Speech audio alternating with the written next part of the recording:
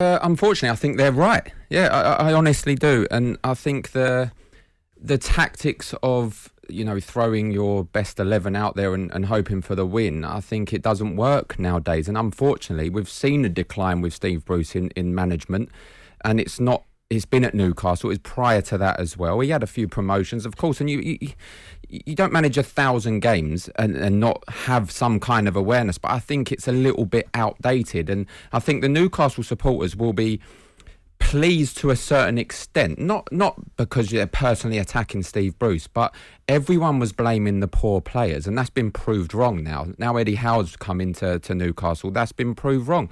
Those players, Bruno Guimaraes can't get in because of Shelvey's improvement.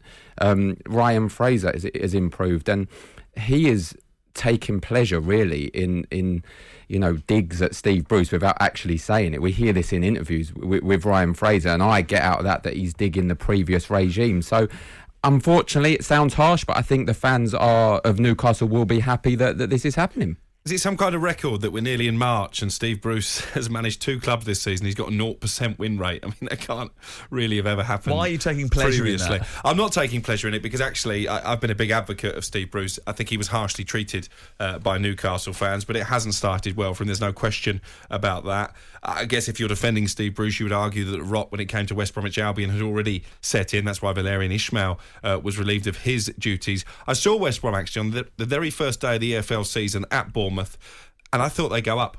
Yeah, I saw them in the Carabao Cup game with Arsenal, and they played a youth team basically in that game, and they still gave Arsenal some problems in the match with their high octane football, but it went stale very quickly after a bright start. It did, but they are a fan base at West Bromwich Albion who turn on players and managers fairly quickly if they're not happy with performances. The harsh treatment you say that Newcastle supporters gave Steve Bruce, I think personal attacks, I'm totally against that, of course, and that's what it came to, but it was becoming so stale at Newcastle.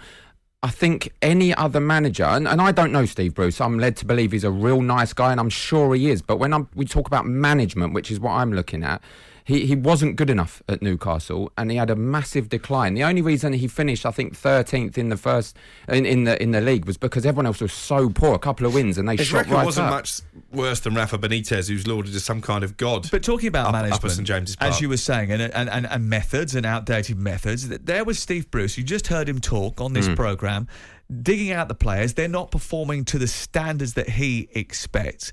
Will the players react kindly to that sort of message being put out by him? Absolutely not. No, if you get a new manager come in and those same players were sat in 6th, okay, like we said, the poor run of form was under Valérien Ismaël as well, of course. I think they lost 2 on the bounce before he got relieved of his duty. But for him to come in, them sat in 6th, you expect a manager bounce back, of course. It hasn't happened at all. For them to dig out the players, I think that's the worst thing he can do. And as Crookie said, the managers, the supporters of West Brom notoriously turn on the managers quickly. I think you're a bit harsh about the West Bromwich Albion supporters. I mean, I can imagine why they would be a little bit upset. They've seen 1 goal in 10.5 hours of football. And he managed Villa, and he managed Birmingham City. And I think that... And he almost managed Wolves as well. That never went down too well in the original appointment. Yeah, I mean, that's never worried him, is it? We know that by the fact he took the Newcastle job after why would managing he take this, Crookie? When he first took the job, before that, when he was at Newcastle, he said, I'm never taking a job again. It's affected my personal life.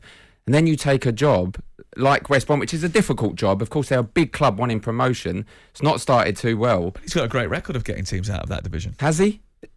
Yeah. A couple? I mean, he's managed 1,000 games. I think it's 2, maybe 3 promotions? I think he got promoted twice with Hull City, didn't he? Did he lead Birmingham up? I think got Birmingham up twice, I think, as well. I think it's probably... Yeah, I think he's probably got a good record in terms of promotion. I understand why you're asking the question, why would he want the job?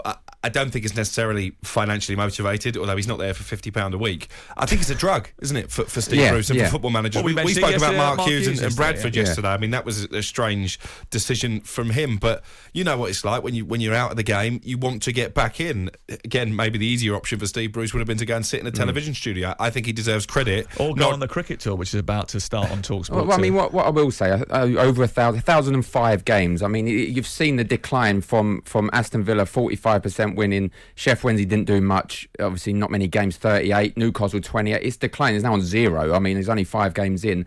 But, like I said, he's managed 1,005 games.